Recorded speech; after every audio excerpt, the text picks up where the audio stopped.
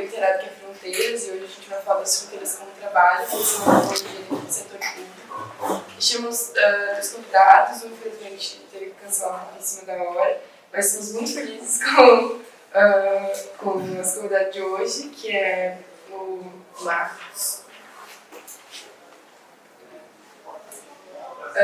Marcos Ferreira de Almeida, antropólogo, formado em Ciências Sociais pela Federal Fluminense, mestre em Antropologia Social pela Unicamp e doutor em Antropologia Social aqui pela UFPGAS.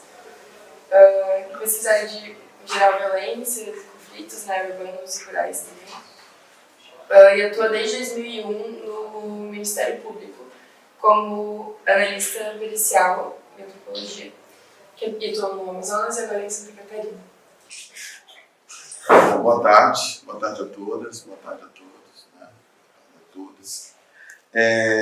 Eu fico sempre muito feliz e contente, né, com esses convites, né, e a oportunidade de conversar também sobre ciências sociais ou através das ciências sociais, né.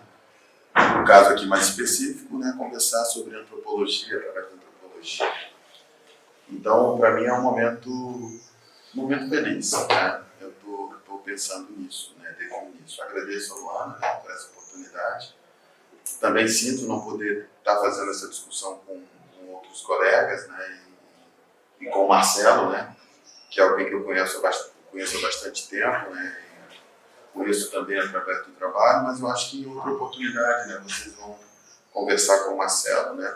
Se não for aqui durante o processo de graduação, na graduação, provavelmente vocês vão encontrar com o Marcelo durante o trabalho de vocês, né? Então, acho que isso vai ser resolvido, não demora muito, né? Eu sou, como Luana leu ali, eu sou um profissional que chega na antropologia a partir do curso de Ciências Sociais, né? Que é um caminho diferente do caminho que vocês fazem, né? Vocês já começam na graduação em antropologia, né? Também estava falando com a Luana que quando eu cheguei aqui em 2005, cheguei aqui no estado, eu acompanhei um pouco desse processo de criação do curso de antropologia, né? Não sei se vocês vão lembrar, mas havia uma tensão, né, entre os interesses do governo brasileiro, que eram interesses no sentido de ampliar, né, o número de universidades, ampliar, né, essa noção de ensino universitário, né, daí o aumento de escolas, né, federais, né, a discussão, né, que conectou de forma mais, digamos mais intensa, né, a graduação com o ensino médio, né, e também a criação de novos cursos, né, cursos que alguns, inclusive professores universitários, não tinham nem noção, né, de que fosse possível se tornar cursos universitários, né, curso de graduação, né. E lembrando também desse momento, né, eu disse que, de um lado, então, tinha esse interesse do Estado brasileiro, do governo brasileiro, né, em criar novos cursos, né, também em aumentar a estatística, né, era o governo que tinha essa preocupação, e de outro lado, né, digamos, desde aqui, havia uma preocupação que afetava a universidade, que era a necessidade de ter mais antropólogas e antropólogos produzindo, fazendo laudos antropológicos, né? Então, eu até perguntei para a Luana se ainda estava lá, né? Eu não sei, mas um dos argumentos, um dos objetivos do curso de antropologia que vocês fazem, à época dessa discussão, era formar profissionais com capacidade e competência de realizar laudos antropológicos, né? Então, entre tantos objetivos, digamos assim, esses dois interesses, né, de um lado o governo querendo ampliar, né, o número de cursos, o número de universidades e tal, e de outro lado, né, essa demanda específica daqui não era uma demanda só daqui, mas aqui existia essa demanda, né, pela criação de mais profissionais com capacidade de fazer laudos. Então, isso também impulsionou a criação do curso de antropologia aqui, né?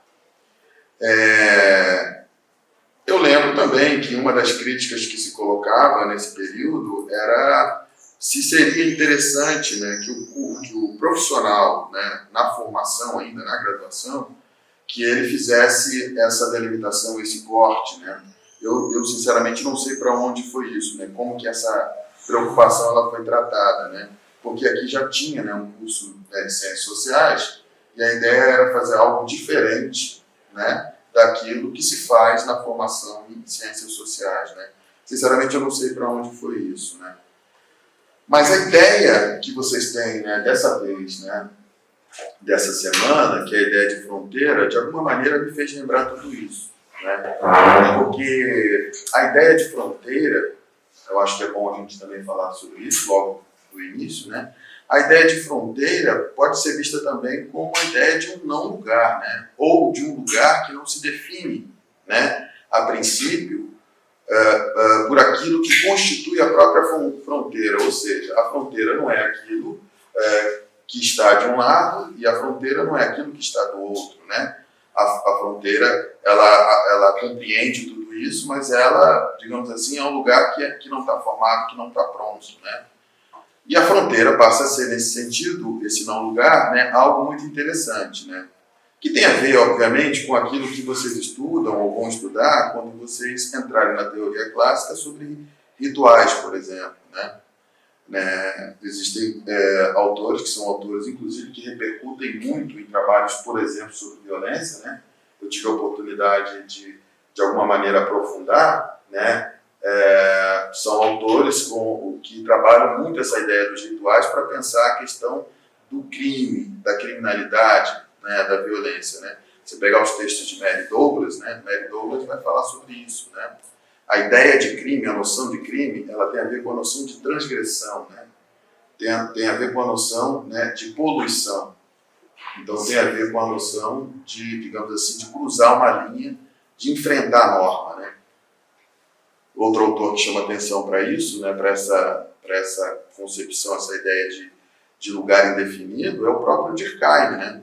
O Durkheim, ele vai dizer isso, né? O crime, ele chama atenção não somente, né, para a pessoa que comete a transgressão, ou para o ato em si da transgressão, mas o crime também ele chama atenção para a própria norma, né? Para as regras estabelecidas. É por isso que o Durkheim ele é também interpretado como sendo um autor que fala muito sobre o crime como algo necessário à constituição da própria sociedade. Por quê? No sentido que o Durkheim interpreta o crime é algo que serve até para fortalecer as normas, né? As regras, né? Porque a transgressão chama isso, a transgressão ela pede, né, valores morais, né? Atualmente, né, não só atualmente, mas atualmente essa coisa ela ganha uma proporção muito grande, né?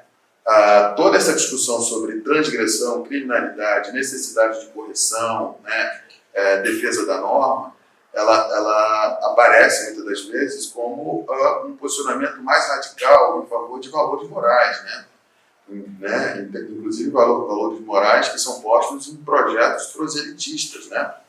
Então, o discurso, inclusive, sobre a necessidade de correção, a necessidade de defesa da norma, acaba se constituindo em projetos autoritários. Mas tudo isso, é importante que a gente saiba que tudo isso não está longe, né, daquilo que a antropologia tem estudado desde a sua compreensão, organização inicial, né? Mas essa ideia, então, né, essa ideia de fronteira como um espaço também que não é definido pelos que estão de um lado ou de outro, mas a ideia de um lugar, ela tem reaparecido, e eu acho bom começar por aí, porque vai dar para a gente uma noção do que eu acho que é super importante quando a gente discute, então, o que seria o trabalho do antropólogo, o trabalho da antropóloga, né? Vocês devem conhecer, não sei se vocês estão estudando no curso, mas vocês devem conhecer o bispo, né? O Nego Bispo, né? Que faleceu há pouco tempo, né?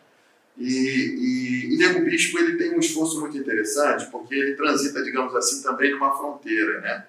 O Nego Bispo não era, digamos assim, um intelectual acadêmico, né, de formação, mas ele transitava, né, pelos trabalhos, né, acadêmicos, né, constituindo novas possibilidades de se pensar o próprio trabalho acadêmico, né? Por exemplo, né, o conceito dele de biointeração é um conceito super interessante, né?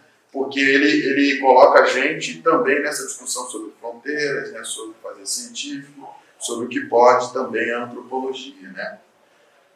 Em que sentido que eu estou querendo dizer isso? Essa ideia da biointeração de Nego Bispo, ela fala um pouco isso, né? Que, na verdade, né, a gente está sempre submetido a relações, né? Mas relações que são relações que não são determinadas, né, por identidades que são identidades congeladas, né? Ele acreditava, né, e ele escreve sobre isso, né, que as interações elas produzem algo novo, né? Ao mesmo tempo que produzem essa novidade, ela potencializa também aquilo que nós somos. Então, nesse sentido, Nego Bispo também vai dizer que a interação, né, a relação, ela não é algo que apaga, né, aquilo que nós temos, né? O que ele acreditava é que essa interação ela potencializava, ou pelo menos deveria potencializar aquilo que nós somos. Então, essa ideia de fronteira, eu acho que é uma ideia importante, né? E conectada a essa ideia essa noção, né, com a qual a gente pode operar de não lugar, né? Eu acho importante porque abre os nossos olhos para isso que é fundamental, para isso que a antropologia estuda efetivamente. A antropologia, ao meu ver, ela estuda relações, né? O Márcio Goldman, que é um autor que vocês já devem esse sim, devem ter lido, porque é um autor, inclusive ele é parente acadêmico, né, de professores dessa universidade, né? Márcio Goldman é parente do acadêmico, né, de Marco, né? Márcio Goldman ele é parente acadêmico do professor esse da USP, né, professor Márcio Silva, né, especialista em parentesco, né? Mas enfim, Márcio Goldman, ele uma vez perguntado, ele disse que se ele tivesse que se definir, né, como qual profissional ele seria, que área, o que ele fazia como profissional, ele disse que responderia, se tivesse que responder imediatamente, ele diria que ele era um profissional que estudava a formação de pessoas. Obviamente que Márcio Goldman não está falando de pessoas só se restringindo a seres humanos, né? Ele está falando de pessoas no sentido mais amplo, né? E ao pensar pessoa como algo mais amplo, Márcio Goldman ele se conecta a essa ideia do bispo, que é a ideia das relações, né, das interações. E mais o Márcio Goldman do que o próprio bispo, né, vai fazer conexão com outros autores, né? Bruno Latour, né, vai fazer conexão com o próprio Michel Foucault, né? Michel Foucault então tem uma ideia de interação e a gente vai ver exatamente isso. Ele está falando sobre algo que os pré-socráticos falavam, né? Composto de relacionamento de força. Então, uma cadeira é um composto de relacionamento de força, né? O meu discurso aqui é um composto de relacionamento de força, né? Luana é um composto de relacionamento de força. Mas a gente tem contato com as forças nessa composição, porque não necessariamente a gente tem contato direto com as forças, mas a gente tem contato com as composições. Vejam se isso não parece estar conectado ao que o bispo falou sobre a ideia de relações que a antropologia trabalha no geral, sobre essa noção de produção, de formação, produção de pessoa, que o próprio Márcio Goldman fala, né? A ideia dos híbridos de Bruno Latour, né? A ideia da fronteira e a crítica ao próprio desenvolvimento da razão, né? Esse é um outro ponto importante, né? Há sempre uma crítica ao desenvolvimento da racionalidade, né? Dessa noção que opera no sentido de separar, né? Dizer que uma coisa ela é definida em comparação à outra, mas que não possui nenhuma identidade ou possibilidade de conexão com a outra. Então, uma cadeira é uma cadeira, né? Uma cadeira é diferente de um ser humano, né? Um ser humano é um ser humano. Um ser humano, ele é diferente de uma planta, ele é diferente de uma árvore. O ser humano é diferente de elementos, digamos assim, de uma natureza, né? Se a gente for radicalizando nessa ideia, né, nessa ideia da razão que produz o conhecimento a partir da separação, né, a gente cai, por exemplo, em armadilhas como do Amazonas. Eu fazia isso que eu falei antes aqui, né? Eu produzia informação, produzia laudo, produzia parecer, né, discutia com os procuradores no sentido de realizar os direitos indígenas, né, direitos quilombolas, direito das populações ribeirinhas, né, direito, né, enfim, das populações tradicionais no sentido mais amplo, né. E o Ministério Público, por obrigação, né, porque não só a Constituição fala isso, mas porque tem uma série de outros dispositivos que falam sobre isso, eu era sempre chamado, até hoje sou chamado, para discutir, então, a realização dos direitos desses povos. Então, basicamente, o meu trabalho seria esse, dizendo de uma maneira muito sintética, né? Meu trabalho seria produzir informação, produzir parecer, assessorar de outras formas, né, o Ministério Público quando há algum assunto que diz respeito a direitos que envolvem povos e comunidades tradicionais. Né? Por exemplo, durante muito tempo o Estado brasileiro, né, e até o INCRA, até o IFAM, né, desenvolvia, em alguns lugares ainda desenvolve, né, o entendimento de que o patrimônio cultural ele pode ser cindido, né, e aí ter duas partes. Um que seria o material, né, e o outro que seria o imaterial. Né. Aliás, isso acontece, né, não é só no IFAM, isso acontece em várias prefeituras. Né.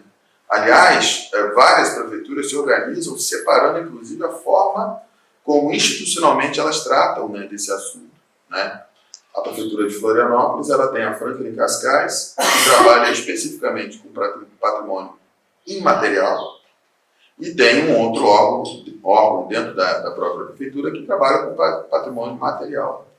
Mas aí quando a Prefeitura pega uma situação, como eu já vi, uma demanda sobre terreiro, né? Tem um caso clássico aqui na cidade, que é o terreiro do Paileco, né? Que o terreiro do Paileco, as atividades no terreiro foram suspensas, porque quando o Paileco morreu, ao contrário do que deveria acontecer de acordo com a tradição do terreiro, os descendentes de Paileco decidiram vender a propriedade, vender o terreno. Né? Então isso criou um problema seríssimo, né? Que fez inclusive fechar o terreiro está fechado até hoje, porque o acesso ao terreno ele não é permitido, porque se transformou numa questão judicial. De um lado, então, tinha os descendentes sanguíneos de Paileco, que diziam que aquele lugar era propriedade da família, portanto a família poderia fazer o que quisesse, inclusive vender o terreno. E de outro lado, os filhos de santo de Paileco, que queriam dar continuidade à relação com o terreno de acordo com o candomblé.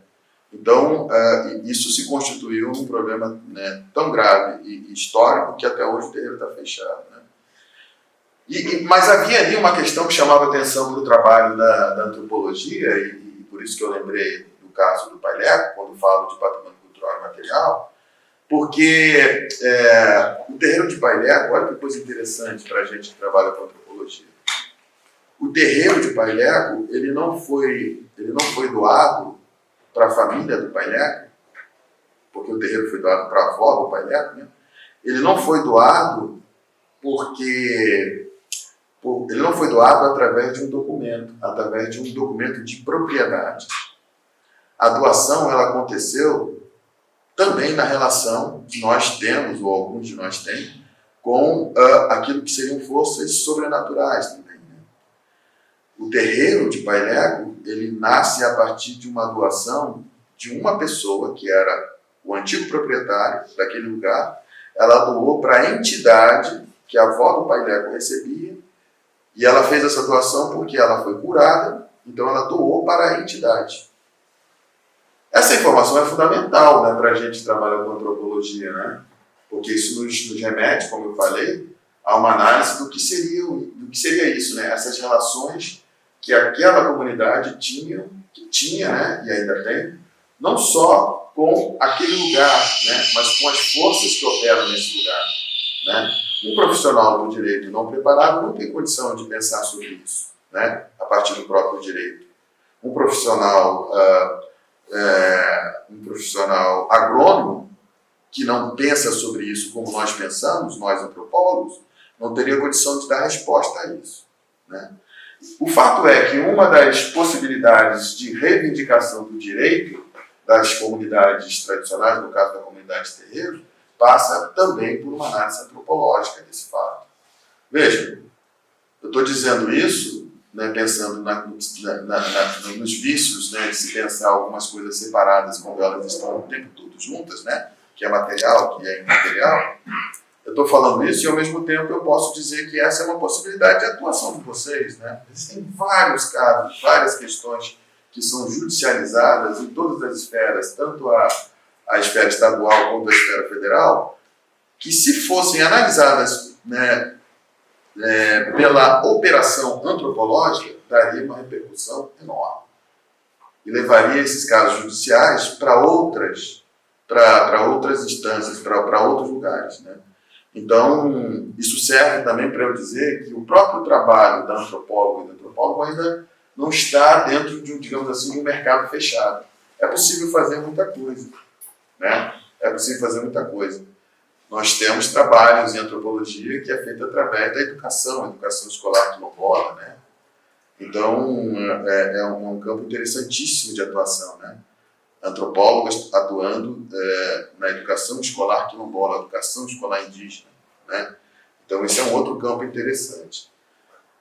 Mas, enfim, essa relação que tende a separar as coisas que não podem estar separadas, elas acontecem, inclusive, dentro de instituições do próprio Estado brasileiro, né?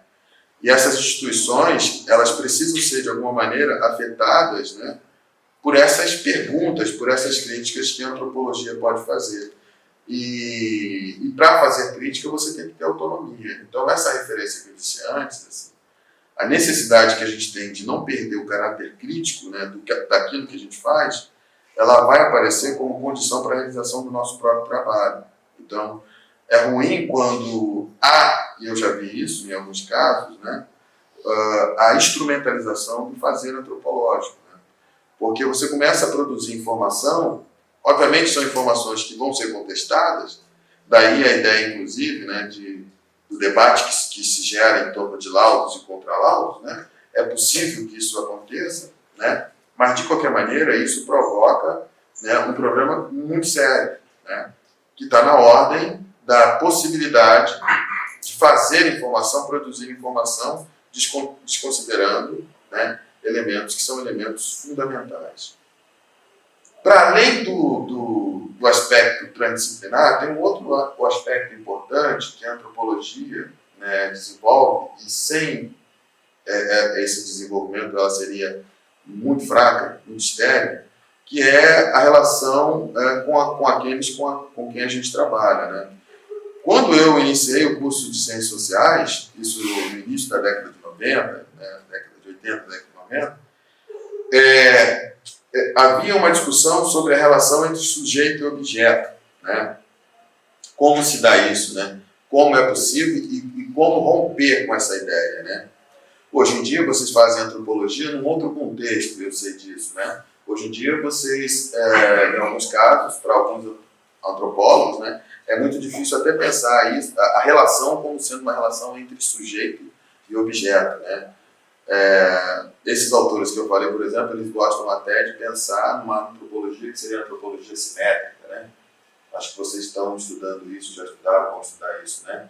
É a possibilidade de você desconstituir, né, essas separações onde o profissional que faz antropologia é efetivamente ou somente um antropólogo, né? E não a antropologia como algo que surge das relações, da relação que existe entre o antropólogo, a antropóloga, né, e o contexto em que ela faz. Né?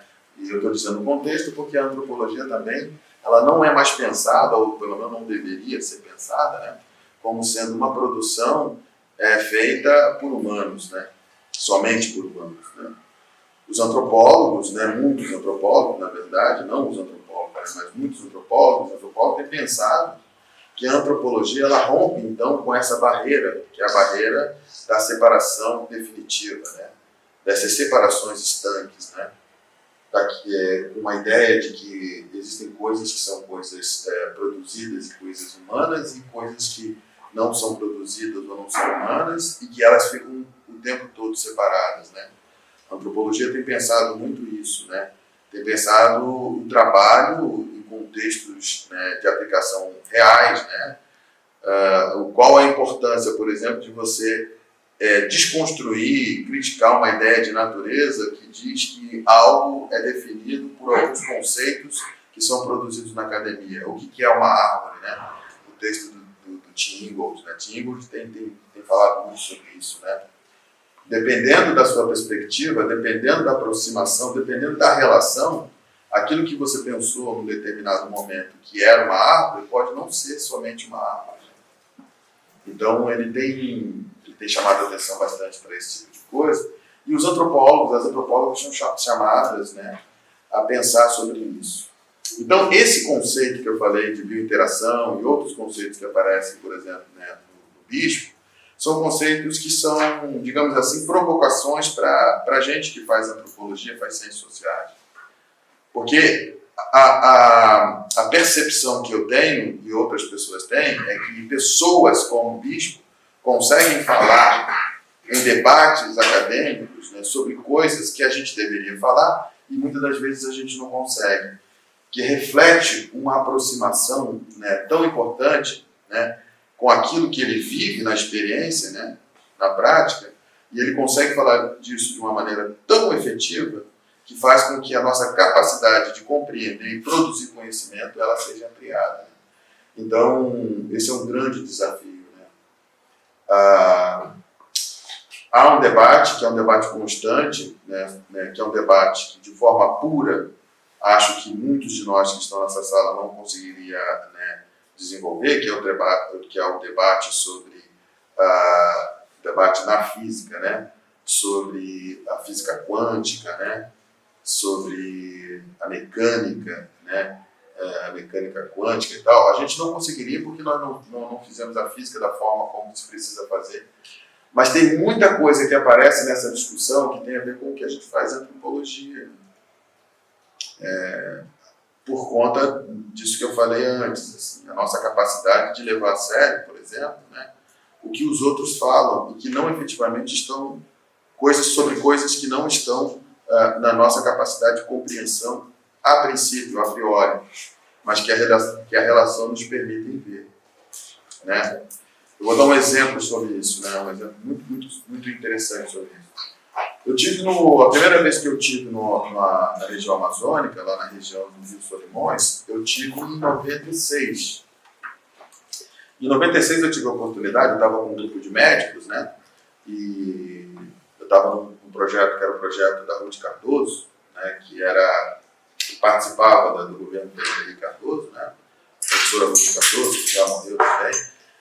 E aí eu tive a oportunidade de conversar com o Ticuna, né? O Ticuna estava na beira do rio, e a gente se aproximou, e aí eu fui conversar com o Ticuna, né? Pergunta básica, né?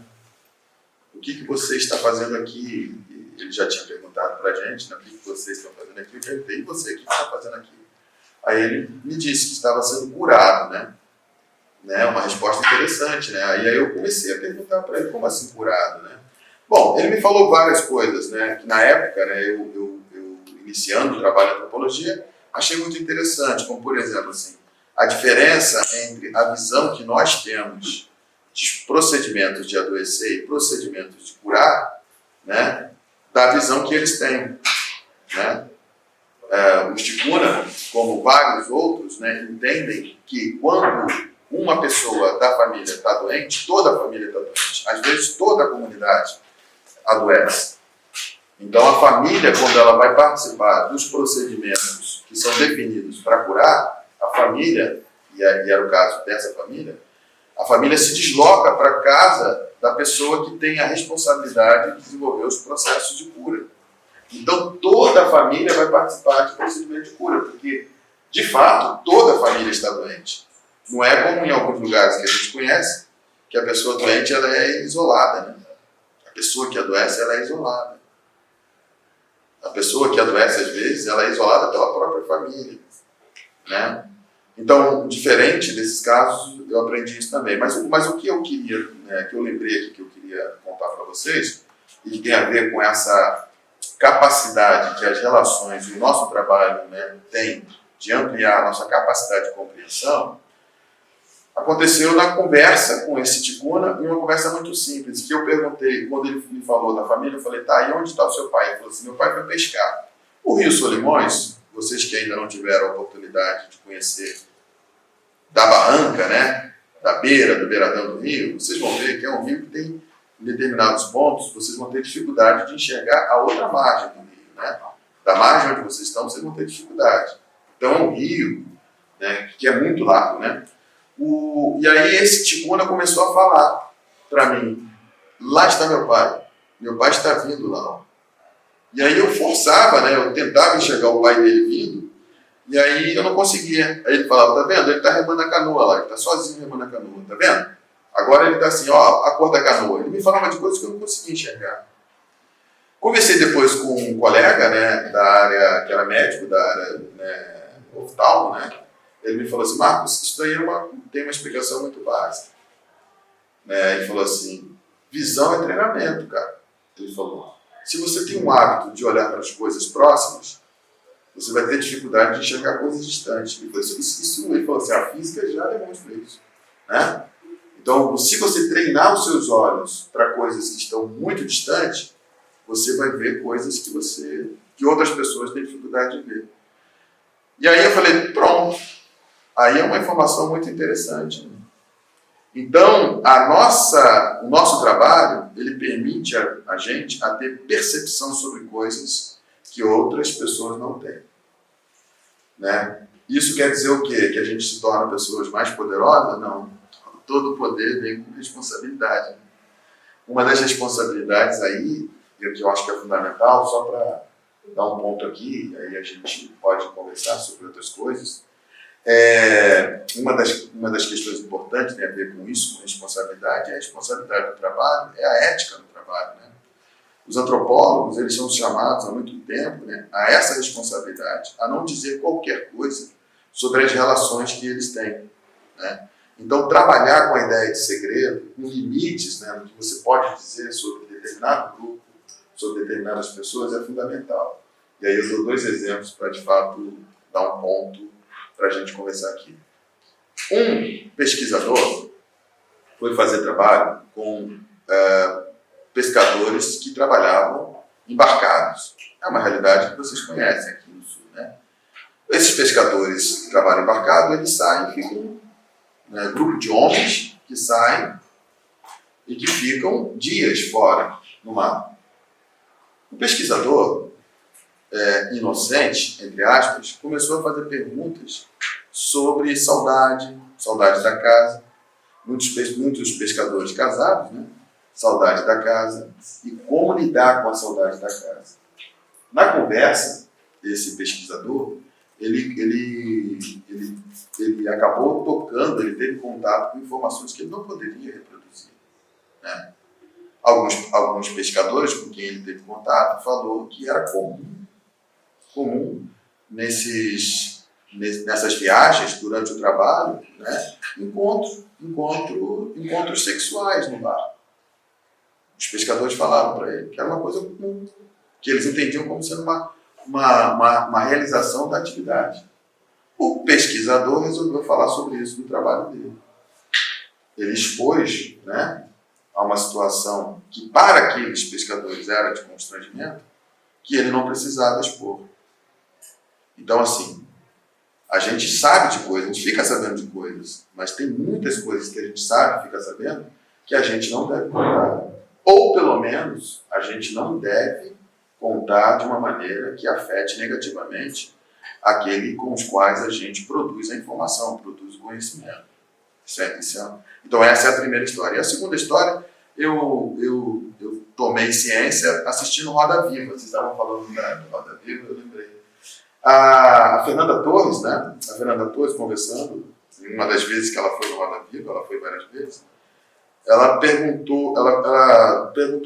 respondendo, ela falou assim, porque a gente fica pensando que eles, né, aqueles com os quais os intelectuais trabalham para produzir informação, que eles estão perdidos, mas eles não estão perdidos, ela falou. Perdidos estamos nós, que falamos, que somos intelectuais, que falamos sobre eles.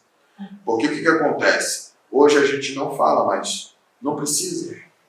Ao contrário, eles não querem que a gente fale, né, sobre eles ou por eles, né?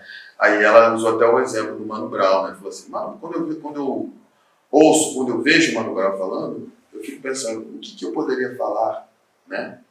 Além disso que ele está falando, né? Obviamente que tem várias formas de se interpretar, né? E aí a antropologia faz isso muito bem, né? Você pode produzir várias informações sobre o mesmo assunto. Mas esse lugar de falar pelos outros, de falar pelo indígena, de falar pelo quilombola, de falar pelo tradicional de uma maneira geral, esse lugar ele não existe. A gente fala ou fala junto, né? Fala com, né? Ou discute sobre aquilo que falam sobre eles, né? Então, esse é um outro exemplo, né, de como se constitui o nosso trabalho antropológico, né? E eu acho que é assim que a gente tem que efetivamente realizá-lo. Iniciaria com isso. Muito obrigada, Marcos. Eu acabei esquecendo de falar no começo, mas a ideia é que a gente faça uma conversa mesmo, assim, né? Acho que para mim, também, como para muitos dos colegas da antropologia, a relação com o mercado de trabalho é uma grande questão, assim, né? Uma grande incógnita do que a gente vai fazer, o que é possível. E muitas vezes a gente acaba tendo contato só com pessoas que estão dentro da academia. Então acho que é um espaço muito bacana para a gente poder ter esse diálogo, né? E tirar essas dúvidas, conversar. Então, não sei se alguém quer iniciar com alguma pergunta, se alguém quer responder.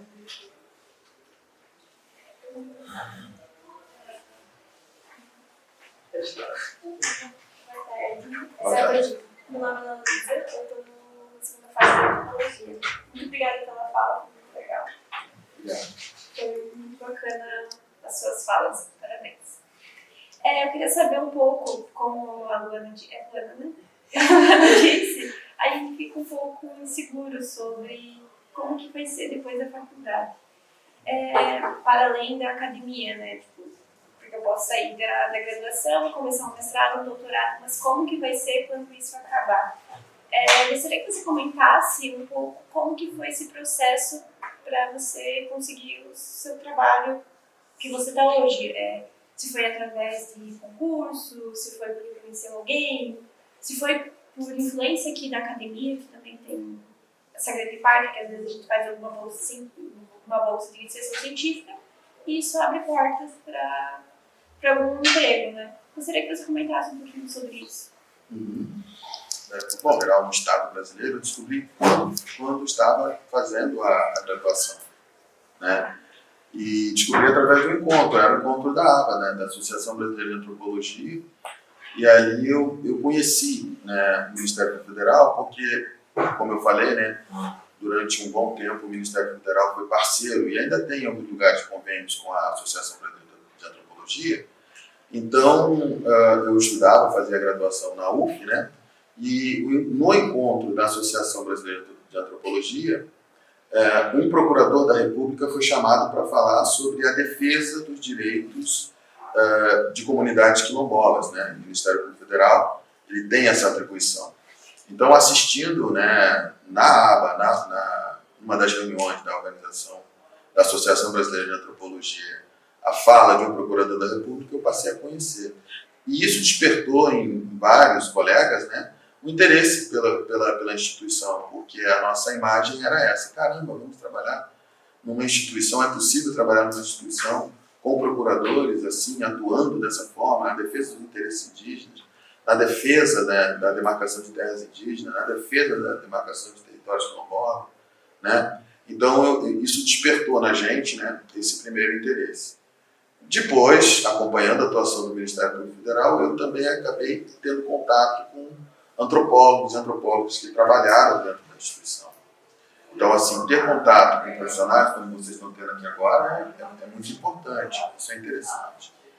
Agora, eu falei antes, né, o mercado de trabalho para a gente é um mercado que não para de se configurar, né?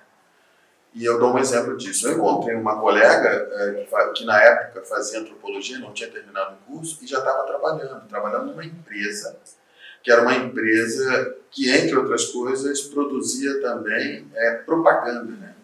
propaganda, então uma empresa que produzia propaganda.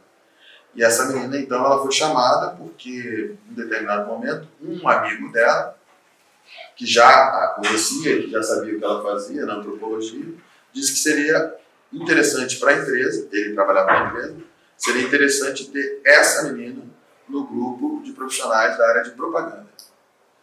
E aí eu, conversando com ela, ela me disse, Marcos, é interessante, porque o nosso trabalho, ele permite, né, já que a gente leva a sério as relações que os outros dizem, ele nos permite pensar as pessoas de uma maneira diferente. E aí eu fiquei pensando assim, é verdade, né?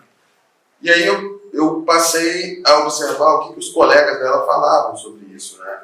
O profissional de vendas, por exemplo, ele tem uma compreensão que hoje já se modifica, na empresa dela, claro, muito mais rápido, tem uma compreensão de que a relação ela não se dá entre indivíduos, né? A relação ela se dá entre pessoas, que já é uma coisa muito diferente.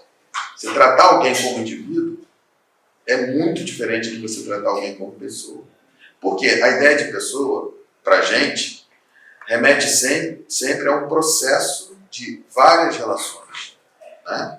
A ideia de que você se constitui a partir da compreensão da educação, mas não só da educação, mas da compreensão de uma série de regras, valores e tal. Ao mesmo tempo que você toca nisso, nessas relações que constroem a pessoa, você toca em outras pessoas. Então, uma pessoa é alguém que está sempre conectado a várias outras pessoas. Mesmo aquelas pessoas que dizem que estão sozinhas, e aí você pode pensar de uma maneira radical, pessoas que vivem em situação de rua, mesmo essas pessoas, elas estão conectadas, estabelecem redes com várias outras pessoas e várias outras, digamos, outros não humanos, né? Elas estão conectadas. Para o profissional de venda, quando ele percebe isso, ao invés dele trabalhar com um indivíduo, né, esse isolado, ele passa a trabalhar com um grupo de pessoas. A possibilidade dele atingir mais gente é muito maior. E é muito mais interessante para quem quer vender. Então, eu comecei a perceber isso, que, por exemplo, no mercado de trabalho, de propaganda, que trabalha com vendas, né, é mais interessante para eles se eles passassem a trabalhar mais com a ideia de que você não contacta indivíduos isolados, você contacta relações.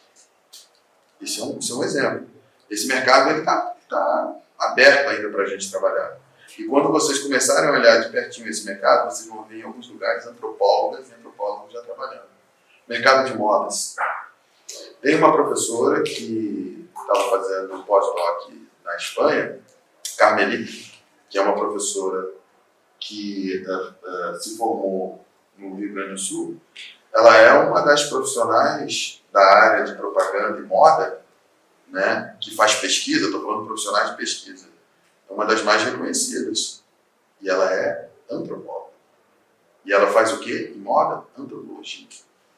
Então tem muita coisa que não está aparecendo ainda que é possível a gente fazer, né, como antropólogo. Sempre na perspectiva de que a gente vai sempre encontrar tramas transdisciplinares e não são simples, não são fáceis, né? Você vai encontrar um profissional, por exemplo, né, nesse setor de propaganda, você vai encontrar um profissional da psicologia que vai dizer que ele sabe tudo, que a análise das relações é uma coisa que a psicologia dá conta, que não precisa de um profissional da área de ciências sociais, de ciência da antropologia. Né? Então, assim, até para constituir o nosso lugar é uma coisa difícil, mas tem muita coisa para fazer. Na área de saúde, imagina o que a gente pode fazer na área de saúde. O absurdo de coisas que a gente pode fazer. Eu falei da área de educação, né? Mas saúde, tu imagina? Se eu permitir falar, posso contar um pouquinho? Sim. Eu sou da antropologia aqui, eu formei aqui na UFSC. E eu fiz o meu trabalho de conclusão na comunidade onde eu moro. Por causa da pandemia, eu fiz na comunidade onde eu morava mesmo. E isso fez eu criar relações lá dentro, com órgão comunitário, com ONG, com vários grupos que acontecia da política dentro da comunidade. E aí se instalou uma escola que é uma educação escolar quilombola na comunidade da Costa da Lagoa, onde eu morava, onde eu pesquisava, e me chamaram para ser professora. Então, eu sou antropóloga, né? Não sou professora. Mas tá sendo um desafio, assim, mas eu vou aprendendo. E hoje eu tô com trabalho dos estudantes aqui, porque vai ter feira de ciências. Então, eu vi eu antes apresentando aqui na antropologia sobre a costa, e hoje eu tô vendo os estudantes lá, que estão se formando no ensino médio, estão se alfabetizando também, falando sobre sua própria comunidade, entendendo seus direitos, como você falou, assim, e é isso. Essa ideia é fundamental. O Teófilo Zifiotis, que é um professor daqui, o Teófilo já se aposentou. Não sei se vocês tiveram a oportunidade de aula com o Teófilo. Vocês... Hã? Estudaram da segunda para frente, não, né? Pô, o Teófilo, eu acho que ele está orientando ainda, mas assim, acho que às vezes como visitante deve dar um curso aí. O Teófilo, ele fez uma análise da Lei Maria da Penha, bem interessante, né? E aí, uma das questões que ele colocou e fez a gente pensar é sobre por que a Lei Maria da Penha ela ainda não consegue, né, atingir aquilo que ela pretende. Por exemplo, se você tem uma medida de proteção da mulher agredida, aliás, hoje eu vi um cara batendo numa mulher, e a mulher ela é servidora da Justiça Federal. O cara batendo nela na rua. Ele começou a dar uns tapas assim, e aí daqui a pouco a mulher correu para o Ministério Federal, né? E a gente viu lá. Então, é muito comum isso, né? Infelizmente, né? E aí, então, a Lei Maria da Penha, por que ela, uma medida protetiva, né, um afastamento, ela não funciona? Por que não funciona? Por que quando o cara ele é condenado a se afastar da mulher, ele não se afasta? Sabe por quê? A gente, como antropólogo, a gente pode falar sobre isso, né? Porque o cara, ele não se afasta das relações sociais que o constituem. Então, se o cara mora numa comunidade, ele deixa de frequentar a casa dele, mas ele não deixa de jogar futebol com os amigos. Ele não deixa de frequentar o barzinho onde ele enche a cara e vai beber, né?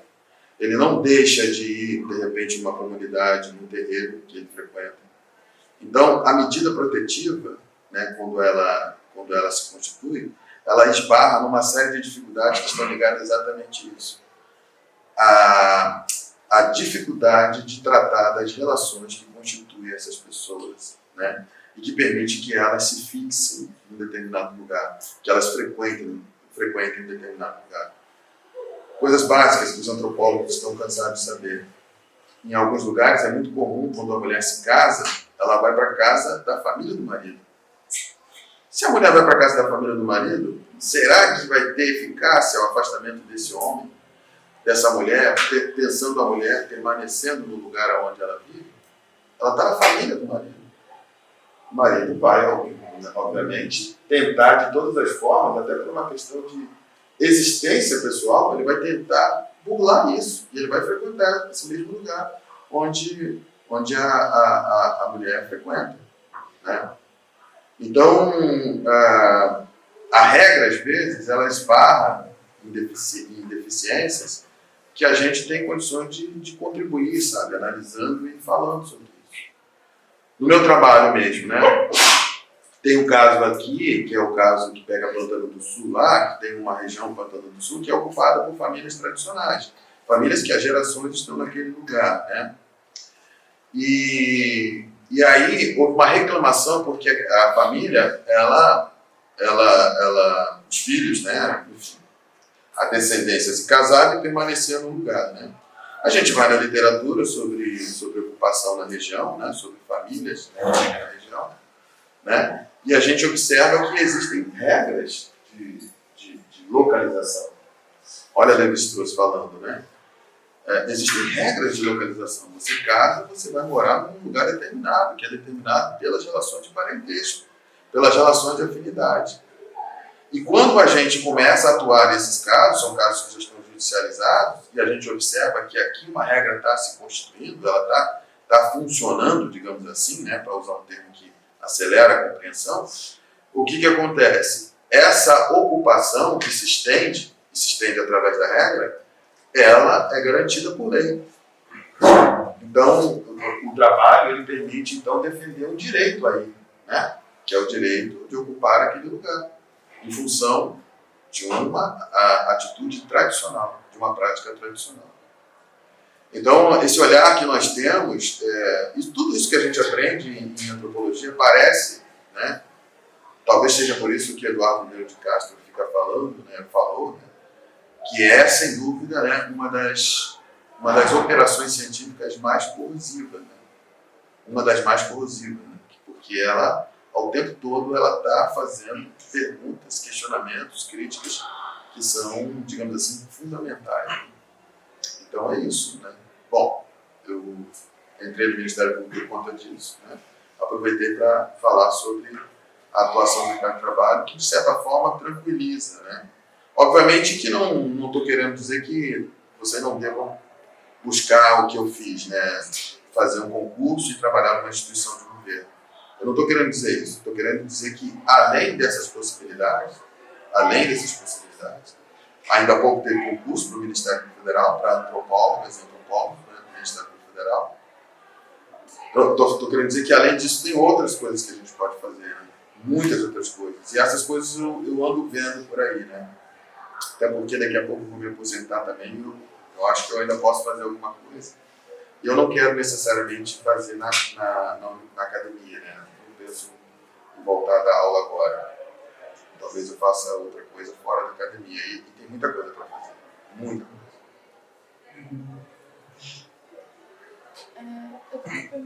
Eu tenho que fazer? Prazer, meu nome é Evelyn, eu sou estudante de segunda fase de antropologia aqui. Fico muito triste de saber que não tem interesse em virar professor, porque eu gostei muito da Obrigado. Minha questão é mais sobre a tua atuação dentro do Ministério Público em relação aos outros profissionais de outras áreas.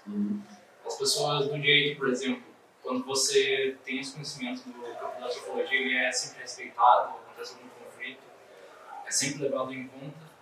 Eu sou do direito, da criminalista. Pergunta fantástica. Tem conflito? Conflito o tempo todo, né? Conflitos assim, de proporções enormes. Quer ver um conflito que eu acho que vocês acompanharam, né, e que tem a ver com a minha atuação? Durante um tempo eu acompanhei, né, o trabalho do Ministério Público Federal junto àquelas famílias que moram no entorno do Forte de Jurerê, né? Essas famílias que tiveram alguns equipamentos, né, ligados às famílias foram derrubados, né? Que foram demolidos aqui no Forte de Jurerê. Tradicional, as casas. Uma colega que trabalha também no Ministério Federal em Brasília, ela me perguntou: o que está acontecendo aí? Não são tradicionais, o que está rolando? Não tem nada nos processos? E aí a resposta é na tua pergunta, assim, né? Os procuradores da República, né, por organização institucional, eles podem chamar a gente para atuar, mas eles não são obrigados a chamar a gente para atuar. Um outro exemplo, no caso lá dos restaurantes na Costa da Lagoa. Todo mundo sabe que aqueles restaurantes, durante muito tempo, eu acho que até hoje assim funciona, né, porque também eu acabo não atuando lá, são restaurantes que foram constituídos a partir do processo de ocupação tradicional, né? Então são descendentes das primeiras famílias açorianas que, indo para lá, realizavam atividade agrícola naquela região, né? Os colegas da biologia, né, da engenharia olham e concordam, né? Tem trabalhos feitos sobre isso, eles ocupavam grande faixa daquelas serras ali, né? Produziam muita farinha, a bibliografia fala isso, né? Ali havia farta produção de farinha, ali existiam vários engenhos, e essas famílias foram obrigadas também, em função de epidemias que aconteceram lá, mas também em função da própria legislação ambiental, foram obrigadas a deixar de produzir naquelas serras e passaram a frequentar mais a lagoa, né? Moravam mais próximo da lagoa, pescavam e nesse processo, né, tendo contato com esse fluxo, né, acabaram se constituindo como referência na área da culinária e tem uns restaurantes lá, restaurantes da Costa da Lagoa. Durante muito tempo, os procuradores que atuaram lá tinham o entendimento de que simplesmente aqueles restaurantes tinham que ser retirados daquela situação de próximos da lagoa. Teria que haver um afastamento, que é o afastamento pedido pela legislação ambiental, né? E que, pronto, desse jeito se cumpriria a lei. Obviamente que a gente sabe que a legislação tem uma legislação tradicional também que garante a permanência deles lá. E a identificação dessa ocupação tradicional, né, para fazer funcionar essa legislação que dá conta dos povos tradicionais, ela seria observada se houvesse um trabalho antropológico, né? Mas o procurador da República, a procuradora da República, pode simplesmente não pedir a atuação de um antropólogo. Né? Agora, mais recentemente, um dos advogados, em função da própria comunidade ter pedido, né, exigiu a realização de uma perícia antropológica, que não é uma perícia do Ministério Público, mas uma perícia do juízo. Né? Dentro do processo, a Ana Paula, se vocês tiverem contato aqui, a Ana Paula, ela de vez em quando faz perícia judicial. Ela é uma antropóloga que é chamada para fazer perícia, que é uma outra atividade profissional interessante, que tende a crescer também. Então, eles pediram um perito. Como o Ministério Público é parte, ele que tinha pedido para retirar o restaurante, eu fui acompanhar o trabalho pericial, porque era em antropologia. Então, resumindo, nem sempre a gente vai atuar, por conta dessas tensões, né? Por conta dessas tensões institucionais até. E as tensões, digamos assim, da atuação profissional de outros colegas também revela contradições, revela embates importantes. A ideia de que o ser humano ele é rival da natureza aparece de vez em quando em trabalhos, né, da biologia, né, da agronomia, né? Então tem vários casos em que os colegas biólogos são chamados a atuar porque o procurador ou a procuradora se coloca como sendo ambientalista ou ligado ao movimento ambientalista. Nessa compreensão de que o ambiente ele não pode recepcionar nem a relação entre povos tradicionais e a própria ideia que eles têm de natureza. Então, aí às vezes a colega bióloga atua e diz que não tem por que um antropólogo atuar, né? Então, isso gera tensão, né? A gente discute o conceito de meio ambiente, né? O meio ambiente, para muita gente, é aquele que afasta, né, o ser humano, né? É aquele que põe o ser humano sempre como rival, né? Para muitos profissionais, né? Para muitos profissionais. Né? E a gente estuda meio ambiente e antropologia pensando outra coisa, né? Pensando que é uma relação também que envolve o humano, né? E dependendo das relações humanas que constituem esse meio ambiente, a gente pode ter meio ambiente também diversificado, né? Parece que alguns profissionais esquecem que mesmo aquilo que eles chamam de natureza, a árvore, os não humanos, tem história. Né? Eles desconsideram que essas forças têm história. Né? Então, parece que a árvore, de qualquer lugar, ela foi constituída sem a presença humana. E aí, de vez em quando, tem que lembrar para eles, Mata Atlântica é um lugar que os Guarani conhecem há séculos. Então, aquilo que você está vendo e está pensando como floresta primitiva, né, lugar que nunca foi ocupado pelo humano, é um lugar que foi manejado há séculos por humanos. Né?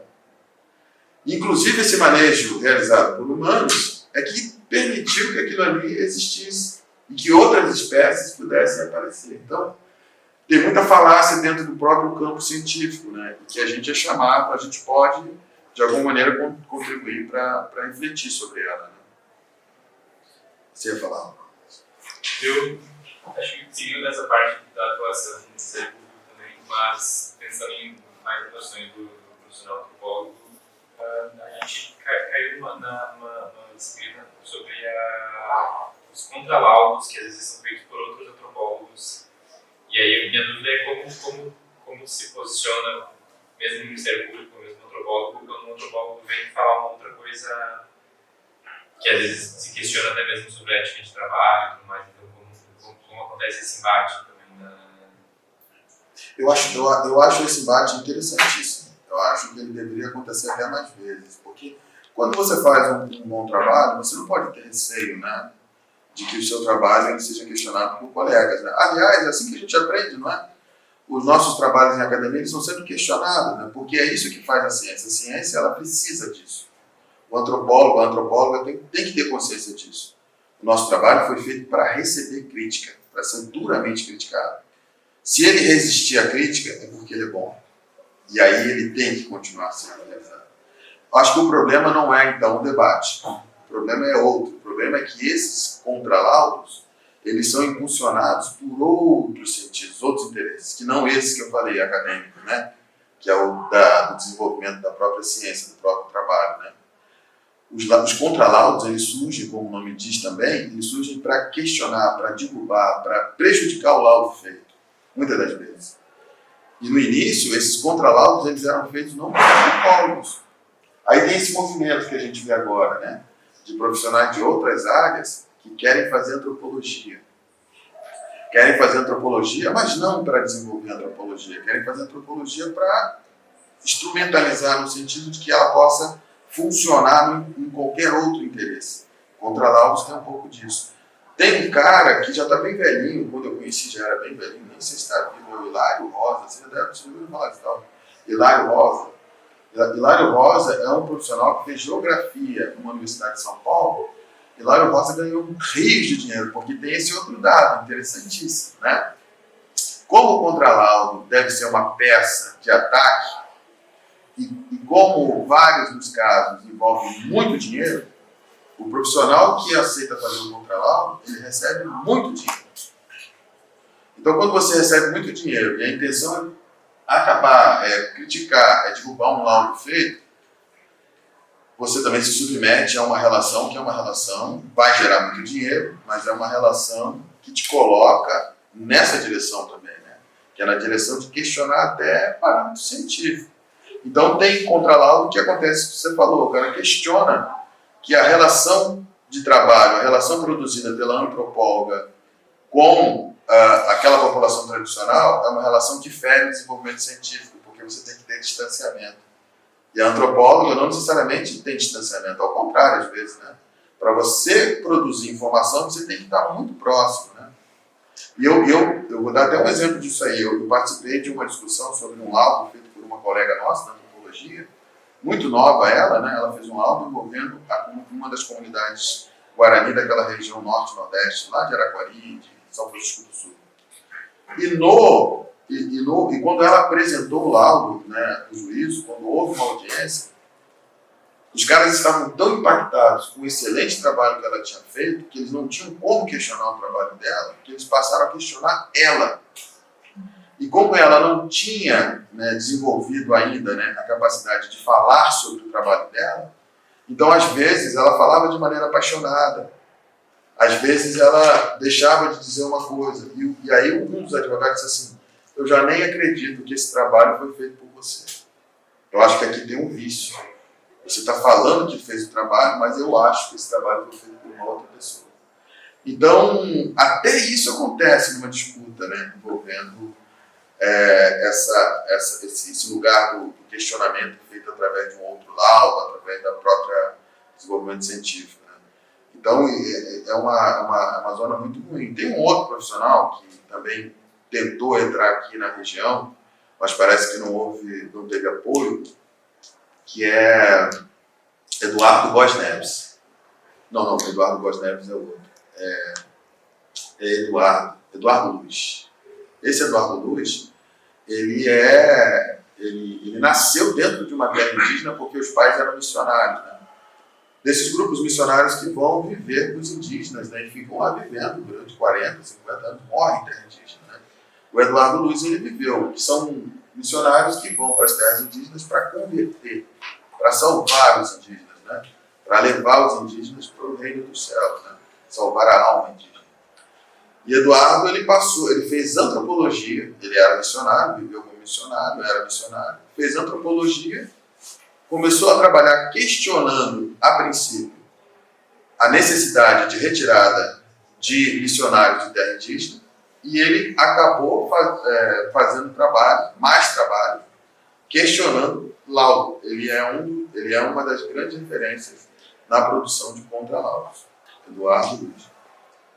Então, essa é a realidade. Mas eu repito, se você faz um trabalho legal, é importante na graduação a gente dominar bem, né, toda essa discussão entre métodos e técnicas. Para o nosso trabalho, isso é mais do que fundamental, porque um dos pontos, né, que eles mais questionam no trabalho antropológico é exatamente a metodologia que é utilizada na realização do trabalho. Porque tem, volta e meia, esse questionamento. Se a antropóloga ela tem que viver com os indígenas, se ela tem que viver com os quilombolas, se ela ouve segredo, se ela se aproxima demais, esse trabalho que ela faz não é um trabalho científico. Questiona o caráter científico do nosso trabalho pelo nosso método, pela nossa técnica. Né? Obviamente que isso é um debate importante e isso não desconstitui o próprio trabalho em si. Mas volta e meia a gente tem que estar chamando atenção para isso. A nossa operação científica, ela obedece procedimentos que são diferentes de outros procedimentos. Nós não somos químicos que criam, né, as condições, né, ideais de temperatura e pressão, né, de isolamento para fazer testes. A gente faz testes, né, na relação também com os seres humanos, nos lugares onde eles se produzem. Então, isso leva, inclusive, à necessidade da gente ter muito rigor, né? Às vezes até mais rigor. E aí, isso me leva a uma outra questão que eu estava aqui sobre da aba de quem pode assinar como antropólogo ou não nesse mestrado, doutorado, tem esse título de antropólogo, mas e aí, às vezes vem alguém realmente com outro conhecimento, com outro caminho, que talvez não englobe esses rigores técnicos que a gente tem. Então, como se lida com isso? A antropologia, os antropólogos, né, inclusive antropólogos vinculados à própria Associação, né, Brasileira de Antropologia, tem tentado resolver essa tensão e caminhar para uma regularização, né, da atividade profissional. Né. Mas esse esforço está sempre perdendo porque, na maioria, né, os antropólogos não ligam para... A maioria não defende essa necessidade de regularização. Mas há um grupo grande, e um grupo até que cresce, mas que ainda não conseguiu convencer a maioria sobre a necessidade de regularização da profissão. Então, hoje em dia, tem muita gente que faz antropologia e que não necessariamente tem a formação em antropologia. Aí o que a gente tem que fazer quando a gente vai analisar, a gente tem que observar exatamente isso, né? Métodos e técnicas, a qualidade da produção de informação, né, apresentada, né? Até que ponto é significativa essa produção. Sobre isso, sobre métodos e técnicas, olha só um lugar legal para vocês arranjar confusão. Né? Um lugar legal para vocês arranjar confusão é nesse debate sobre pesquisa de opinião. Vocês já viram quanta besteira, quanta coisa aparece como científico e para a gente não tem a menor base científica? Essas amostragens que eles fazem, né? Pesquisa de opinião sobre candidato. É quase certo que grande parte dessas pesquisas de opinião, elas são produzidas para privilegiar um candidato ou outro, não é? Então, esse é um lugar bom para arranjar confusão. Pesquisa de opinião, se montarem um instituto, tem que ter dinheiro, porque vocês vão ser pouco procurados, vocês não vão defender candidato, né? Mas se vocês pudessem entrar nesse meio para arranjar confusão, excelente. Quem não tem nada para fazer, né? Quem precisa ganhar dinheiro e fazer a vida, eu acho que não é isso, não.